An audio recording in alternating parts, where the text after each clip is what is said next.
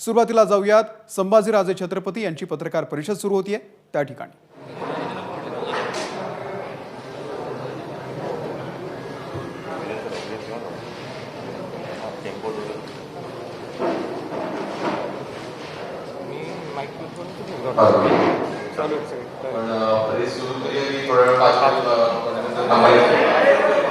खासदार संभाजीराजे छत्रपती हे आज पत्रकार परिषद घेणार आहेत। चारही पक्षाच्या नेत्यांना ते गेल्या 2 दिवसांपासून भेटतायत आणि आज ते आपली भूमिका मांडणार आहेत। मराठा आरक्षणाबाबत संभाजीराजे छत्रपती नेमकी काय भूमिका घेणार याकडे सगळ्यांचं लक्ष आहे आणि या प्रश्नाचं उत्तर अगदी काही मिनिटांमध्ये मिळणार आहे। मागचे 15 ते 20 दिवस ज्या दिवसापासून या सुप्रीम कोर्टामध्ये मराठा आरक्षणाला स्थगिती मिळाली त्या दिवसापासून ते आजपर्यंत महाराष्ट्र फक्त संपूर्ण महाराष्ट्राचा दौरा करत आहे आणि त्यानंतर पत्रकारांशी संवाद करण्यासाठी आज इथे मुंबईत आले आहेत। महाराजांच्या त्या मागच्या 8 ते 15 दिवसांमध्ये जर आपण भूमिका बघितली असाल तर दिवस रात्र न बघता फक्त मराठा समाजाचा आणि मराठा समाजाचा प्रश्न सोडवण्यासाठी महाराष्ट्रभर गाव आणि तालुका जिल्ह्यासकट महाराष्ट्र संपूर्ण ठिकाणी फिरले। सर्व कार्यकर्त्यांनी आज महाराष्ट्रातले सर्व समन्वयक इथे आलेले आहेत एक मुखी महाराजांना पाठिंबा देण्यासाठी की यापुढची लढाई जी असेल महाराज आता निकालीची लढाई असेल कारण आम्ही सर्वच काही गमावले आता जे काय आहे ते जिंकण्यासाठी करायचे आणि त्यासाठी आज ही पत्रकार परिषद आज आपण इथे मुंबईमध्ये भरवली। ज्या पद्धतीने राज्य सरकारने मराठा समाजाच्या आरक्षणाची जो फेरखंडोबा केला राज्याने केंद्रावरती सांगायला टाकायचं केंद्राने राज्यावरती टाकायचं आणि सर्वात मराठा केला तो माझा सामान्य मराठा।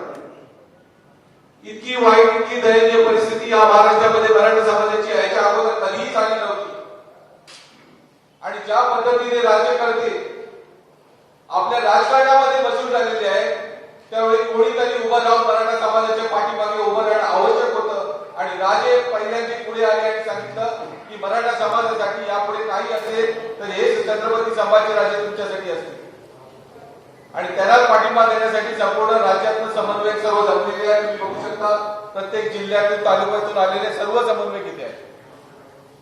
काही लोक कोविडच्या कारणास्तव येऊ शकले नाहीत काहींना आम्ही सांगितलं येऊ नका कारण परिस्थिती देखील गंभीर आहे। या परिस्थितीमध्ये पुन्हा आक्रमण करायचं आहे ते पण स्वकीयांवरती आपल्या सरकारवरती सरकारच्या विरुद्ध जायचंय। राज्य सरकार केंद्र सरकार आमच्याच मागण्या मान्य करण्यासाठी आम्हाला तरी मागावी लागते इतकी दयनीय अवस्था या महाराष्ट्रामध्ये करून ठेवली आणि त्याला चोख उत्तर आम्ही येत्या काळामध्ये देणार आहोत।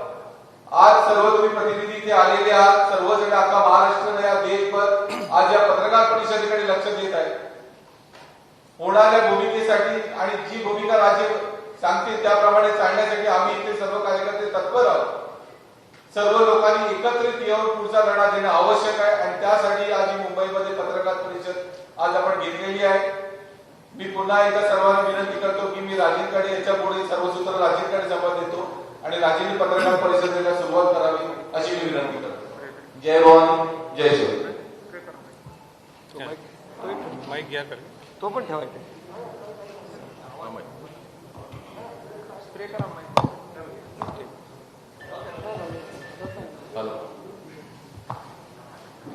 जर आवाज येतो ना माईक घेऊनच बोलाल ठीक आहे।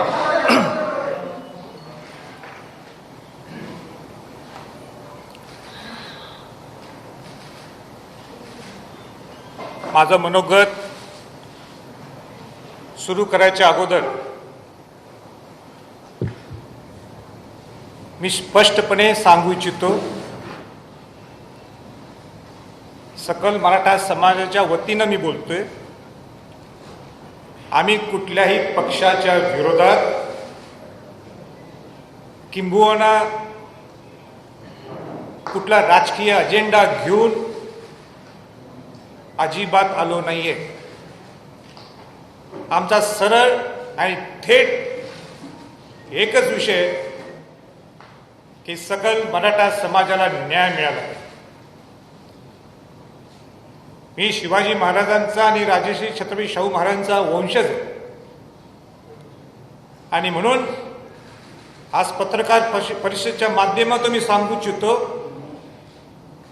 जो महाराष्ट्र मी पिंजून काढत आहे आज नाही तर 2007 पासून, तो एकमेव आणि एकच कारण आहे की ज्या शिवाजी महाराजांनी स्वराज्य 18 पगड जातींचं केलं, ज्या राजश्री छत्रपती शाहू महाराजांनी बहुजन समाजाला पहिलं आरक्षण दिलं, ज्यामध्ये अनुसूचित जाती जमाती आणि ओबीसी होते, त्यामध्ये मराठा समाजाचा सुद्धा समावेश होता.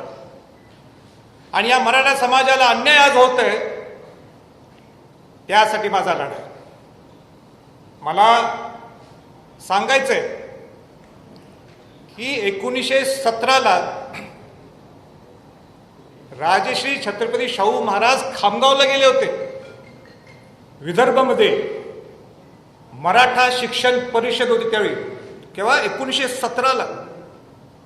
आणि शाहू महाराज त्या भाषणात काय बोलले त्याच्यावर मी बोलत नाही, पण एकच लाईन शाहू महाराज म्हटले की मी मराठ्यांचं नेतृत्व करत नाहीये, मी शेतकरी म्हणून आलोय, मी शिपाई गडी म्हणून आलोय. आणि म्हणून या मराठा समाजाचा आज मी नेतृत्व करण्यासाठी तो उभा नाहीये, त्यांच्या वतीनं मी त्यांचा शिपाई आहे आणि शिपाई गडी म्हणून मी आज इथं तुमच्या समोर आलोय. मला स्पष्ट सगळ्या बंधू भगिनींना सांगायचं आहे, मराठा समाजातल्या लोकांना, की जस्टिस गायकवाडांचा अहवाल हा अवैध ठरलाय. आपला कायदा हा रद्द झालाय. आपण एसीबीसी मध्ये मोडत नाहीत, आता आपण सामाजिक मागास राहिलो नाहीये, हे स्पष्टत्व आपल्याला समजायला पाहिजे. सर्वोच्च न्यायालयाने आपल्याला फॉरवर्ड क्लास, डॉमिनेटिंग क्लास असं संबोधलं गेलं.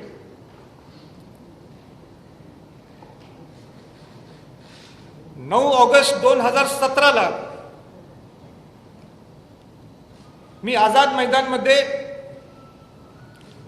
स्टेजवर गेलो. ज्यावेळी मराठा समाजाच्या स्टेजवर कोण जात नाही त्यावेळी मला सांगण्यात आलं की तुम्ही जाणं गरजेचं आहे, कारण का तिथं अनेक गोष्टी होणार होत्या ज्याच्यात जाती विषमतामध्ये वाढ होणार होती, ज्याच्यात मराठा दलित, मराठा ओबीसी, हिंदू मुस्लिम वाद होणार होता. म्हणून मी नाइलाजाने त्या स्टेजवर गेलो आणि माझी नम्रता दाखवली. आणि आजही मी त्या सगळ्या शिवभक्तांना मी हृदयापासून आभार व्यक्त करतो, कारण का ते सगळे माझं ऐकून परत गेले आपापल्या गावी. 50 लाख कमीत कमी लोक त्या आझाद मैदानावर आलेले. तशीच परिस्थिती परवा निर्माण झाली. सर्वोच्च न्यायालयाचा निर्णय, तो सर्वोच्च निर्णय, आपण त्याला चॅलेंज करू शकत नाही. आम्ही दुखी झालो, पण त्यावेळी सुद्धा मी सामंजस्यपणाने भूमिका घेतली आणि एक शब्द वापरला की उद्रेक कुणी करायचा नाही. कोरोनाची महामारी हा फार मोठा योद्धा आपल्या समोर आहे, आपण जगलो तर आपण लढू शकतो. आणि म्हणून मी सामंजस्यपणाने भूमिका घेतली. अनेक लोकांना वाटलं की ही संभाजी छत्रपतींची ही मावळ भूमिका का, हिथं तर जोरात भूमिका घ्यायला पाहिजे होती सरकारच्या विरोधात. आणि म्हणून परत एकदा मला सांगायचंय की मी त्यावेळी छत्रपतीच्या घराण्यात माझा जन्म झाला म्हणून त्या पद्धतीने माझी भूमिका होती. पण हे भूमिका घेतल्यानंतर लगेच 1-2 दिवसात या पक्षातल्या त्या पक्षातल्या लोकांचे आरोप, ह्याचा आरोप वेगळा, त्यांचा आरोप वेगळा, हा यांच्यावर बोट दाखवतो, ते तो यांच्यावर बोट दाखवतो. सत्ताधारी म्हणतात की पूर्वीचा कायदा खराब होता म्हणून ही परिस्थिती निर्माण झाली. विरोधातले आता लोक म्हणतात की ह्यांनी बाजू बरोबर मांडली नाही म्हणून आमचं नुकसान झालं. आमच्या सगळ्या समाजातल्या लोकांना तुमच्या भांडणात काही घेणं देणं नाहीये. आम्हाला एकच घेणं देणं आहे, ते मराठा समाजाला तुम्ही न्याय मिळवून द्या. जो न्याय शिवाजी महाराजांनी मिळवून दिला, तो न्याय शाहू महाराजांनी मिळवून दिला, तो न्याय मिळवून आम्हाला द्या. बाकीचं आम्हाला काही घेणं देणं नाही. हीच भूमिका होती आमची. तुम्ही आजही लोकांना वेटीस धरू नका. तुम्ही खासदार, आमदार, मंत्री आहेत ना माझ्या सकट, आपण समाजाला काय देऊ शकतो. समाजाला वेठीस धरू नका. त्यांनी दाखवले त्यांच्या भावना आहेत 58 मोर्चेमध्ये. आणि कशाला लोकांना आणत्या रस्त्यावर? ह्यांचा हाल करायचा या सगळ्या समन्वयकांचा? मी तयार आहे, मी स्वतःला हाल करून केला, पण बाकी या लोकांना का हाल? खासदार आमदारांची जबाबदारी आहे. आणि म्हणून त्या दिवशी मी नाशिकमध्ये, जी माझी भूमिका नाहीये, माझा मूळ स्वभाव नाहीये, मी आक्रमक होतो. अनेक लोकांना आवडलं, अनेक लोकांना म्हटलं हे काय असं चाललंय यांचं? आक्रमक हे मी माझ्यासाठी नव्हतो. मी अस्वस्थ झालो. हे सरकार आणि सरकारच्या बाहेर मधले लोक, विरोधातले लोक हे असे कसे वागायला लागलेत? समाजाला न्याय द्या, पर्याय द्या, ही माझी भूमिका होती. आणि म्हणून पूर्ण आम्ही समाजातल्या सगळ्या लोकांनी ठरवलं की राजे, मला म्हटले तुम्ही महाराष्ट्राचा दौरा करा, समजून घ्या. इथं आम्ही गाड्या अभ्यासकांना भेटलो, इतिहास आपल्या कायदे तज्ज्ञांना भेटलो. पूर्ण महाराष्ट्रात दौरा 3-4 दिवसात जेवढं होईल अजून मी करणार आहे. उद्या प्रकाश आंबेडकरांना सुद्धा भेटणार आहे. अनेक लोकांच्या सगळ्यांना भेटीगाठी सुरू केल्या, भावना समजून घेतल्या. इतके दुःखी आहेत या प्रसंगी, इतके दुःखी आहेत समाजातले लोक, अस्वस्थ आहेत. वेळ प्रसंगी कायदा सुद्धा हातात घेतील अशी परिस्थिती आहे. आज माझ्यामुळे हे सगळे शांत आहेत. मग मी त्यांना अशांत करून त्यांना सांगू चला उतरा रस्त्यावर, ही भूमिका घ्यायची का? मी आम्हाला सुद्धा आक्रमक होते येते ना आक्रमक करायला, पण ही वेळ आहे का? किती वर्ष, किती म्हणजे किती वर्ष आपण त्यांना लोकांना त्याचं यूज करायचं? मला सांगा, हे जे मोठे 30% जे श्रीमंत वर्ग आहेत समाजातले, मराठा समाजात, ते येतात का रस्त्यावर? कोण नाही. हे 70%च गरीब माणूस येतो. ह्याच्या पुढे नाही चालणार आणि चालून देणार नाही आम्ही कोणच चालून देणार नाही. म्हणून पर्याय काय ते द्यायला पाहिजे. आणि मी आपल्याला सांगतो, मी म्हटलं होतं त्यावेळी, मी म्हणजे जे सगळे कायदे तज्ज्ञ असतील, आमच्यातले जे हुशार लोक असतील, या सगळ्यांनी 3 पर्याय काढलेले आहेत. पण आमच्याकडं काय अशी काही यंत्रणा नाही आहे की फार कायदे तज्ज्ञ आमच्याकडे. जेवढं शक्य आम्ही ते केलेलं आहे. आता मुख्यमंत्र्यांची माझी ती चर्चा झालीच. तिथं अटॉर्नी जनरल कुंभकोणीशी बोललो, अशोकराज चव्हाण होते, सगळ्यांना सांगले हे 3 पर्याय. देवेंद्रजींना सकाळी बोललो पर्याय, त्यांना सुद्धा सांगले 3 पर्याय. आता कोण नाही म्हणतात मी बघतो. आणि त्यांनी मान्य केले. ते बंधूंना तुम्हाला मुद्दाम सांगायचं, मी मगाशी प्रेसला सांगितले, सगळ्यांनी ते पर्याय मान्य केले. सत्यातल्या लोकांनी सुद्धा आणि जे विरोधी पक्षातले सुद्धा. बघा, मार्क माय वर्ड्स, जे मी सांगितलेत पर्याय ते त्यांनी मान्य केले. आणि त्याच्यानंतर काही बदलले तर जबाबदार तेच असतील. तर मी पर्याय वाचून दाखवतो. तसं मी ऑफेंडच बोलतो, पण शक्यतो वाचून दाखवतो. त्यांनी जस्टिस भोसलेंची समिती स्थापन केलेली आहे. 31 तारीख डेडलाईन त्यांना त्यांनी दिलेली आहे. कारण का 4 तारखेला जर त्यांना रिव्ह्यू पिटिशन फाईल करायचं असेल तर 4 तारीख आहे. पण कोविडच्यामुळं ती तारीख पुढे गेलेली आहे. म्हणून मी त्यांना सांगितलं काही गडबड करू नका. जे काही तुमचा रिपोर्ट आहे तर फुल प्रूफ. उद्या परत म्हणाल नको की हे राहिलं ते राहिलं. नेहमी मी सूचना देतोय, नेहमी सारखी कारणं त्यांना सांगतो, बाबा हे दुरुस्त करा. पण नाही ऐकलं ते. आता मला कोणाची चुका काढायची नाही. आपला पर्याय काय त्याच्यावर आपण लक्ष केंद्रित करायचं. तर पहिला पर्याय हा म्हणजे तुम्ही रिव्ह्यू पिटिशन फाईल करायला पाहिजे. ते रिव्ह्यू पिटिशन फाईल करताना मी सांगितलं ती उगाच लोकांना दाखवण्यासाठी नको, फॉर्मॅलिटी म्हणून. फुल प्रूफ आम्हाला पाहिजे. रिव्ह्यू पिटिशन हा पहिला पर्याय राज्य सरकारचा, हे राज्य सरकारचा पर्याय. दुसरा पर्याय, जर का रिव्ह्यू पिटिशन आपण धरू, जर ते टिकलं नाही तर आपल्याला दुसरा पर्याय आहे हा क्युरेटिव्ह पिटिशन. जो अवघड आहे, अपवादात परिस्थिती ते करावं लागतो, तो लास्ट हे आहे, शेवटचा तो असतो जो राज्य सरकार करू शकते. पण तिथं सुद्धा तयारी असल्याशिवाय तुम्ही पुढे जाऊ शकणार नाही. राज्याकडे हे 2च पर्याय आहेत ह्या मिनिटाला.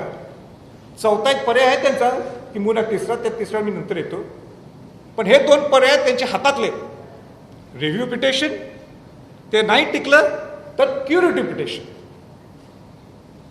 आता जो सेंट्रल गव्हर्नमेंटकडं आपण हा विषय जाऊ शकतो. म्हणजे मी जे मनापासून म्हणायला लागले किंवा या 2-1 महिन्यात म्हणायला लागले, ही जबाबदारी राज्याची आणि केंद्राची आहे, दोघांची आहे. माझं तुझं करून काय उपयोग नाही आहे. आपल्याला इथं नवरा बायको म्हणूनच राहायचं आहे. जो सरकारमध्ये आहे तो आणि जो सरकारमध्ये नाही तो, आपल्याला एकत्रच राहायचं आहे, एका कुटुंबातच राहायचं आहे. जर मराठा समाजाला द्यायचं असेल, तुम्हाला एका कुटुंबासारखं वागावं लागणार, आवडो की न आवडो. आणि त्याच्यासाठी मी आहे, त्यासाठी मी आहे. किंवा ती छत्रपती घराण्याचा वेटो वापरू. तर वेटो म्हणजे काय पूर्वीसारखा वेटो नाही आहे. आता वेटो म्हणजे काय गोड बोलून सगळ्यांनी एकत्र आणणे, हा वेटो आहे. तर तिसरा पर्याय काय आहे की 342A आर्टिकलच्या 342A च्या माध्यमातून तुम्हाला आपलं प्रपोजल हे सेंटरकडे देऊ शकता. ते कसं देऊ शकता? राज्यपालांच्या माध्यमातून. आता राज्यपालांना हे भेटले, पण राज्यपालांना नुसतं भेटून काही उपयोग नाही आहे, पत्र देऊन उपयोग नाही आहे.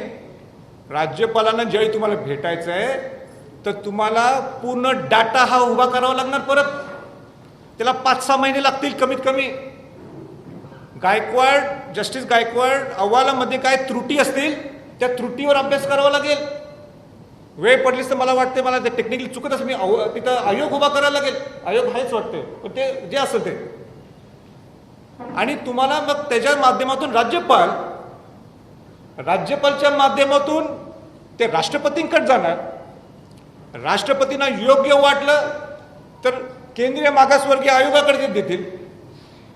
केंद्रीय मागासवर्गीयांना आयोग योग्य वाटलं तर पार्लमेंटला ते सेंट्रल लिस्टमध्ये ते वाढवण्यासाठी तो विषय जाईल.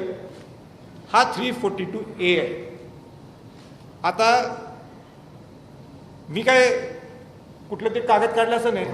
जो काय कागद आहे, जे काय ते ह्या सगळ्या घटनेत आहे, आपल्याला करून दिलेलं ते सगळं, आणि त्याच्याप्रमाणे मी बोलतो.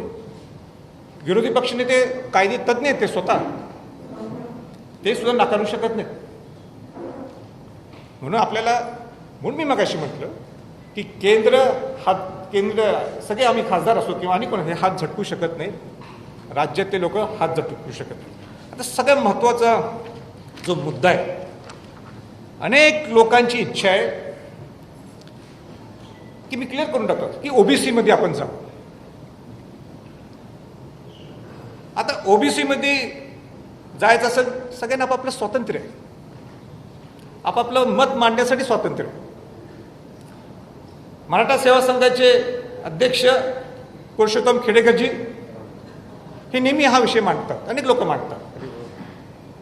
त्याचबरोबर हरिभाऊ राठोड ओबीसीचे ज्येष्ठ नेते, माजी खासदार, ते सुद्धा हा विषय नेहमी ते मांडत असतात. आता हा ओबीसी मध्ये नवीन प्रवर्ग तयार करून देता येऊ शकतो का, हे मी नाही सांगणार, हे सरकारने सांगायचं. हे पूर्वीच्या सरकारच्या लोकांनी सांगायचं. ज्येष्ठ नेते शरद पवारजींनी सांगायचं, उद्धवजींनी सांगायचं, विरोधी पक्ष नेते देवेंद्रजींनी सांगायचं, समितीचे अध्यक्ष अशोकरावजींनी सांगायचं. सगळ्या गोष्टी आम्हीच सांगायच्या का? ते केव्हा बोलणार? स्पष्ट त्यांनी सुद्धा बोलावं. बोला ना समाजाला काय खरी परिस्थिती आहे.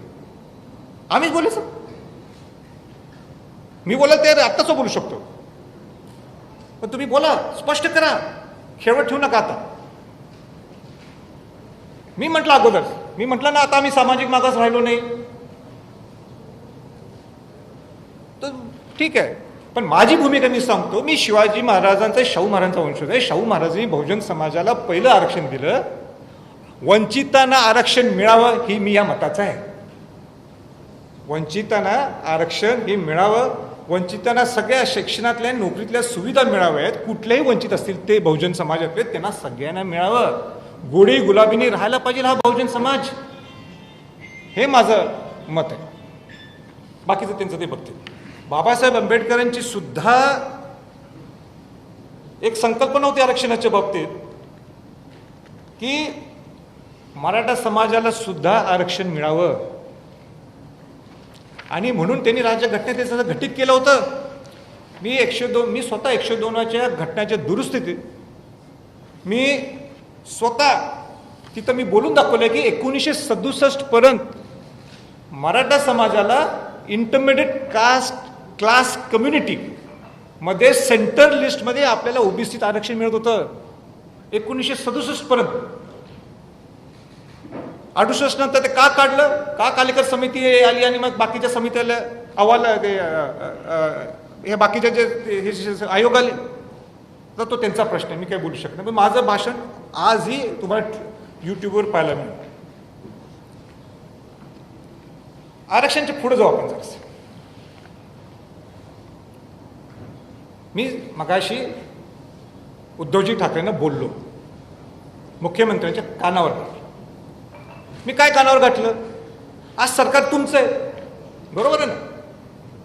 तुमचं सरकार असताना तुम्हाला थोड्या गोष्टी वर केंद्रात जायचे नाहीत ना, मान्य आहे. जे तुमच्या हातातल्या त्या गोष्टी तर तुम्ही करू शकता ना. तर पहिली गोष्ट ही आहे, 5 गोष्टी मी काढल्या, अशी नाही तर उगाच 15ची लिस्ट मी काढली नाही, भरपूर आहेत आपल्या मागण्या. आपण 5 जणांची लिस्ट काढलेली आहे. कुठली लिस्ट काढली आहे?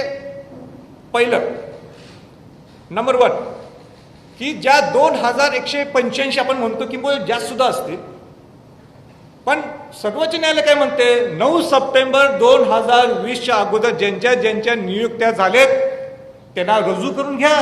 का थांबलाय? जस्टिस भोसलेंचा अहवाल ह्याचा त्याचा काय संबंध आहे? डायरेक्ट सर्वोच्च न्यायालयाने डायरेक्ट सूचना केल्यात, इन्स्ट्रक्शन्स दिलेत. Why wait? का थांबायचं? आपण देऊन टाका ना तुम्ही. 2185 आपण म्हणतो, पण माझं काय म्हणणं आहे, जे काय असतील 9 सप्टेंबर 2020च्या अगोदर देऊन टाका. का खेळ करताय समाजाच्या बरोबर? हो बिचारे लोक, म्हणजे आता काय सांगू मी, या दौऱ्यात मी बघितलं लोक नुसतं असे रडत होते. एक तर म्हटलं मी एमफिल झालोय आणि मी आता आंब्याचा व्यवसाय करायला, आंब्याचा व्यवसाय म्हणजे ते हातगाडी घेऊन. कशाला डॉक्टरेट करायची? संपतील ना, आयुष्य संपायला लागले त्या लोकांचं. न्याय द्या या गरीब मराठ्यांच्यावर. दुसरा महत्वाचा मुद्दा, आणि तो माझा हृदयातला आहे आणि सगळ्या ह्या समाजाच्या हृदयातला आहे, तो म्हणजे सारथी. शाहू महाराजांच्या नावाने उभा केलेली सारथी संस्था आहे. काय अवस्था करून टाकली त्याची? म्हणजे तुम्ही जर सारथी जर इम्प्लिमेंट केली चांगल्या पद्धतीने स्वायत्त देऊन, वेळ प्रसंगी मी तुम्हाला सांगतो आरक्षणापेक्षा भारी पडेल ती. बघा माझं मोठं स्टेटमेंट आहे, आरक्षण आपल्या हक्काचं आहे. आरक्षणापेक्षाही जास्त उपयोगी तुम्हाला सारथी पडेल. तुम्ही ग्रामीण भागातल्या लोकांना घडवणार आहे त्या सारथीच्या माध्यमातून. उपमुख्यमंत्री म्हटले जागा दिली आम्ही, द्यायलाच पाहिजे ना तुम्ही जागा. नुसतं जागा देऊन होणार नाहीये. आणि स्वायत्ता म्हणजे नुसतं 9 माणसं ठेवलेत नाही, ज्याला त्या सारथी, ज्याला समाजातलं काही समजते, जो ग्राउंड लेवलचं काम करतो, जिने आपलं आयुष्य समाजासाठी दिले, त्यांना त्या समितीत घ्या. अधिकारी घेतल्यात सगळे IAS अधिकारी, थोडे रिटायर्ड आहेत, काय करणार? त्यांना काय घेणे देणे समाजाशी? समाजासाठी तुम्ही काढली ना, मग समाजातील माणसं घ्या ना, 2-3 चांगले माणसं. तुम्ही पत्रकार मला उद्या म्हणा तुम्ही हा विषय घ्यायला, बहुतेक तुम्हाला अध्यक्षपदाची इच्छा आहे, अजिबात नकोय बाबा मला. चांगले लोक घ्या. हा माझा सारथीसाठी कमीत कमीत 1000 कोटी रुपये तुम्ही द्यायला पाहिजे. 1000 कोटी बनणार आता कोविडच्या माध्यमातून, कुठं आणायचे पैसे? मान्य आहे, पण तुम्ही सँक्शन करा ना. आम्ही प्लॅन करतो 1000 कोटीत आम्ही स्टेज 1, 2, 3, 4 या वर्षात करू. 2 वर्षात 1000 कोटी द्या. मग पुढच्या 3ऱ्या वर्षी परत 1000 कोटी द्या. त्याचा आम्ही चांगला प्लॅन करू, मास्टर प्लॅन करू ना. तुम्ही आत्ताच 50 कोटी रुपये दिले, त्या 50 कोटीत काय प्लॅनिंग करायचं आम्ही? म्हणजे आम्ही काय विजन ठेवायचं? खेळ करू नका. द्यायचं ना मनापासून, नाही तर बंदच करून टाकायचं. शाहू महाराजांचं नाव देऊ नका. कशाला शाहू महाराजांचं नाव ठेवायचं? बघ कशाला मला त्या कार्यक्रमाला अध्यक्ष म्हणून बोलवायचं? मग त्यावेळी ते सरकार असेल. खेळ नको, बस झालं. तिसरा महत्वाचा मुद्दा आहे अण्णासाहेब महामंडळ. अण्णासाहेब महामंडळ ज्याच्यातनं गरीब मराठ्यांना तुम्ही उद्योग उभा करून देऊ शकता.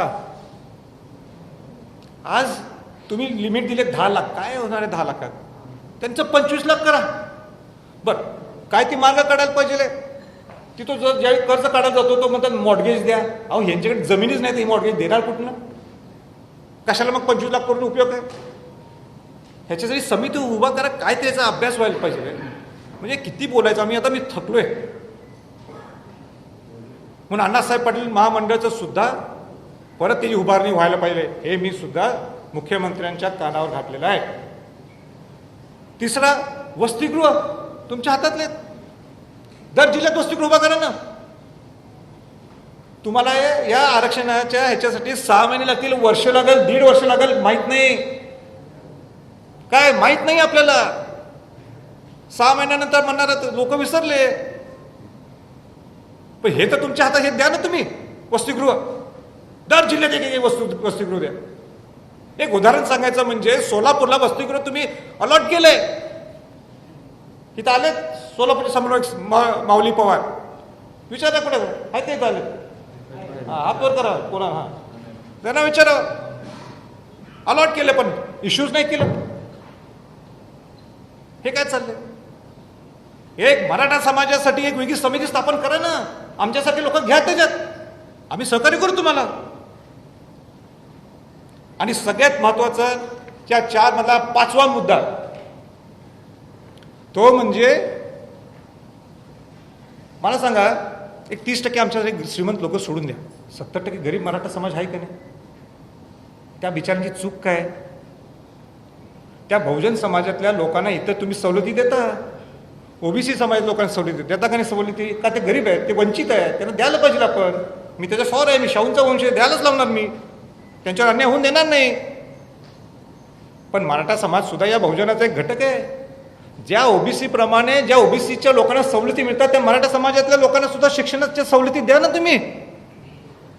किती सोप्या त्या गोष्टी, काय अवघड आहे?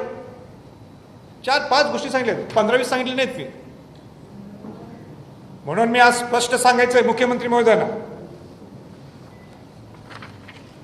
6 जून हा राज्याभिषेक सोहळा आहे. काय असतं राज्याभिषेक सोहळ्याला? काय झालं? शिवाजी महाराज हे छत्रपती झाले. शिवाजी महाराज काय झाले? छत्रपती झाले. शिवाजी महाराजांचा राज्याभिषेक 6 जूनला झाला. शिवाजी महाराजांनी शपथ घेतली, माझं स्वराज्य हे सुराज्य व्हावं.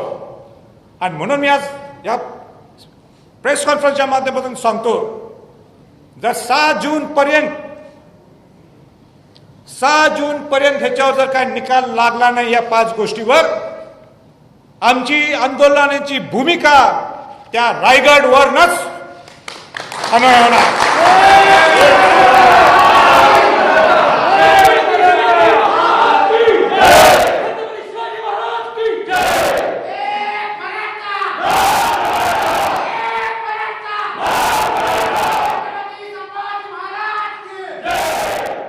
शिवाजी महाराज इथं असले असते, राज्याभिषेक सोहळा असला असता, राज सदोवर शिवाजी महाराज असले असते ह्या मिनिटाला, तर शिवाजी महाराजांनी आपल्या मावळ्यांना असं टाकलं असतं का? म्हणून या 6 जूनच्या अगोदर जर तुम्ही आम्हाला बोलवलं नाही आणि तुम्हाला कॉन्क्रीट पद्धतीने तुम्ही आम्हाला सांगितलं ना आम्हाला हे करायचंय, तर मी सुद्धा सांगतो आम्ही कोविड नंतर बघणार नाही. मी स्वतः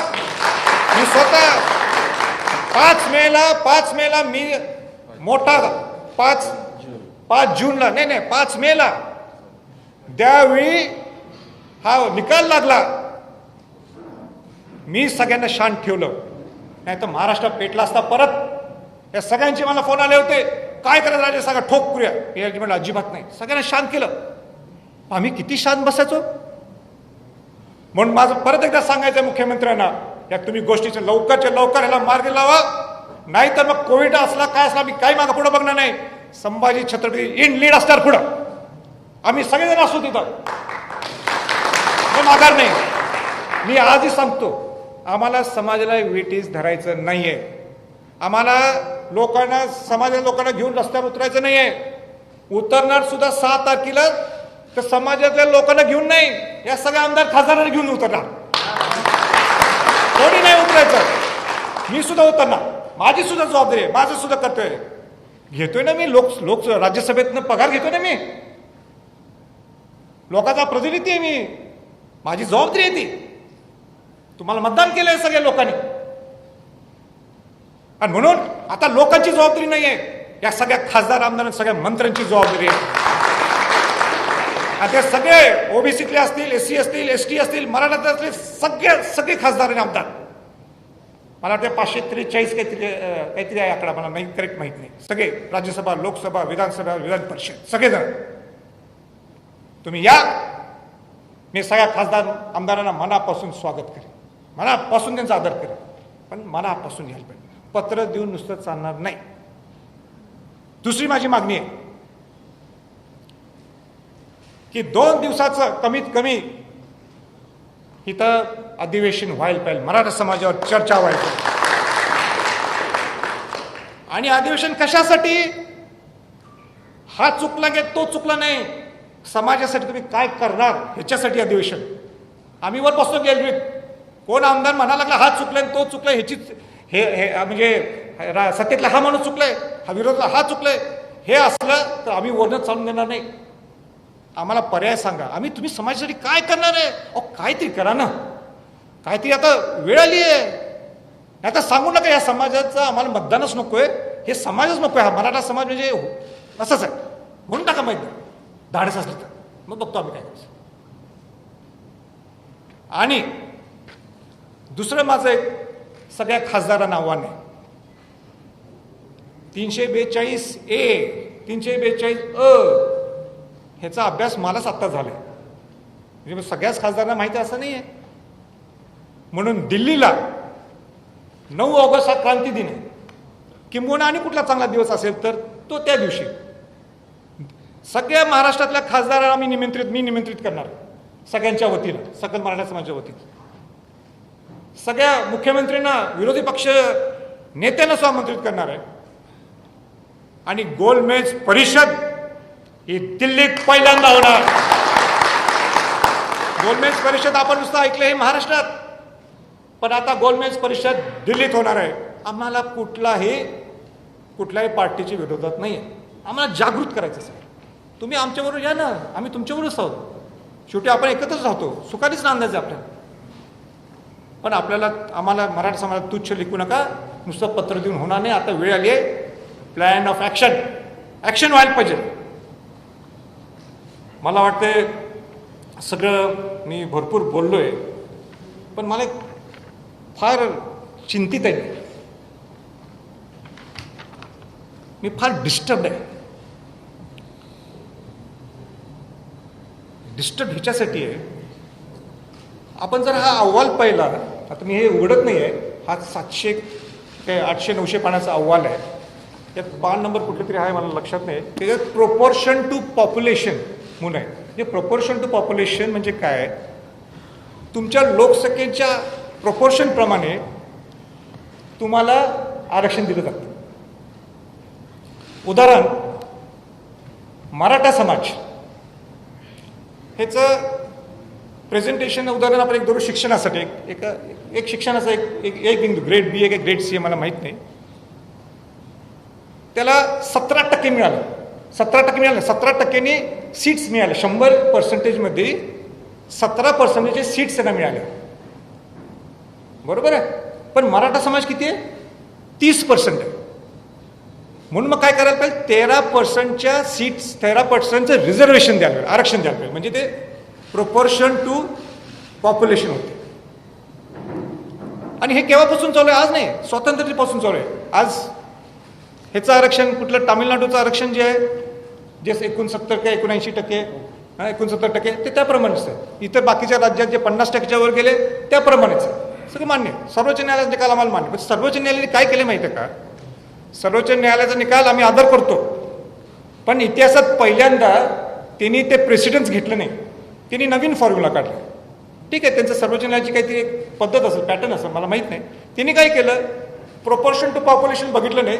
त्यांनी सांगितलं तुमचे 52% जे मराठा समाजाचं आरक्षण जे आहे ते एससी एसटी ओबीसीचं, त्याच्यात मराठा समाजाने घ्यायचं नाही, मान्य आहे. तुमचं राहते 48%. त्या 48% तुम्ही आता ह्याच्यात किती दिसतंय तुमचं, 30%, 32%, 31%. तुम्हाला ॲडव्होकेट रिप्रेझेंटेशन ऑलरेडी मिळायला लागलेलं आहे. तुम्हाला काय द्यायचं आम्ही? 16-4 मध्ये तुम्ही बसूच शकत नाही. ठीक आहे, मान्य आहे. पण मला भीती काय आहे, मी बहुजनाचं नेतृत्व करतो. बहुजन समाजात शाहू महाराजांनी जे बहुजनाला एक चालना दिली त्या बहुजनांचं मी पद्धतीने चालतो. उद्या NCBC ज्यावेळी नोटिफिकेशन होणार राष्ट्रपतींचं, ज्यावेळी राष्ट्रपती नोटिफाय करतील, NCBC म्हणजे केंद्रीय मागासवर्गीय आयोगाला नोटिफाय करतील, त्यावेळी राज्याला सुद्धा सांगावं लागणार आहे की प्रपोर्शन नाही, तुमची ॲडव्होकेट रिप्रेझेंटेशन जे आहे 52% मध्ये कुठल्या कुठल्या जातीचं आहे. आणि त्यावेळी मी तुम्हाला सांगतो, अनेक OBCतल्या अनेक या सगळ्या बाकीच्या पोटजाती जे काय असतील यातला उडणार आहेत. मी बहुजनाचं नेतृत्व करतो, नुसतं मराठ्यांचं नाही आहे. मी बहुजनाचा घटक आहे. मला फार चिंता आहे. म्हणून मी आज हा विषय सगळ्यांच्या पुढं मांडलाय. सगळे जे कायदे तज्ज्ञ आहेत महाराष्ट्रातले त्यांनी याचा अभ्यास करावा माझी विनंती आहे. नाहीतर फार मोठा फटका आहे आपल्या बहुजन समाजातल्या लोकांना. आम्हाला तर बसलंय, मराठा समाजाच्या लोकांना बसलायच, पण बहुजन समाजाच्या लोकांना फार मोठा फटका बसणार आहे अशी माझी सगळ्यांना विनंती आहे. आपण त्याच्यात आत्मचिंतन सर्वांनी करावं. आणि माझं संपवायच्या अगोदर मला सगळ्या समन्वयकांना सांगायचं आहे, मी सगळ्यांना अंगावर घेतलंय. मला माहिती आहे माझं राजकीय आणि सामाजिक नुकसान होणार आहे. मी कोणाला घाबरत नाही आहे, पण माझं नुकसान होणार आहे मला माहिती आहे.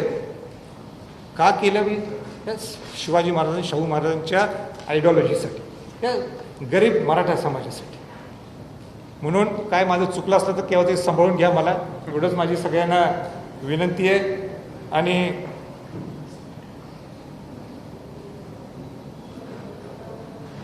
आणि हा माझा दौरा मी विसरलो मगाशी मुद्दा.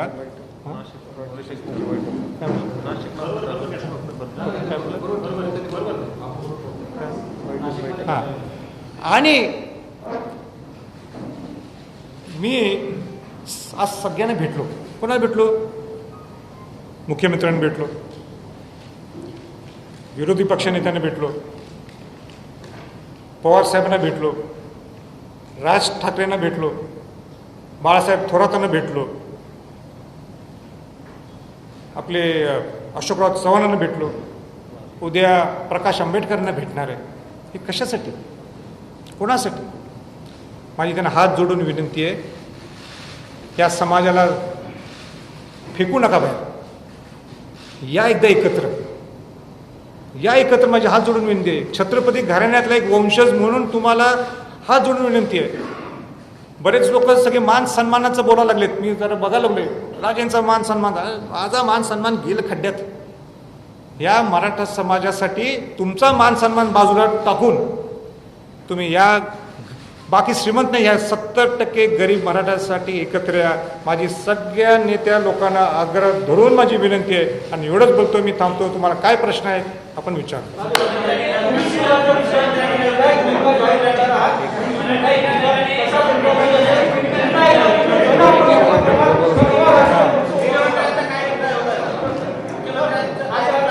काय एक घेऊया आपण. बाकी आहे